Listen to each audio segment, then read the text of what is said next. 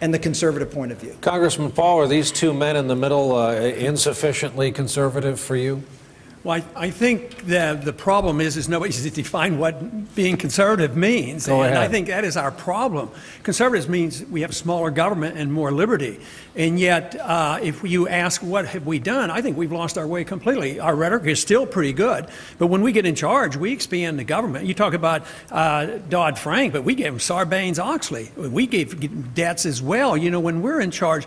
So if it means limited government, you have to ask a basic question: what should the role of government be? The founders asked that question, had a revolution, wrote a constitution.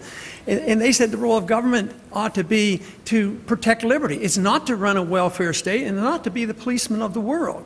And so if you're going to conservative, how can you be conservative and cut food stamps, but you won't cut spending overseas? There's not a nickel or penny that anybody will cut on the conservative side overseas spending, and we don't have the money. They're willing to start more wars. So I say if you're conservative, you want small government across the board, especially in personal liberty. What's wrong with having people, the government, out of our personal lives? So this is what we have to decide: what conservative means, what limited government means. Now I have a simple suggestion. We have a pretty good guide, and if we follow the Constitution, government would be very small, and we would all be devoted conservatives. Governor Romney again tonight. So-called Romney Care and so-called Obamacare have been positioned very close.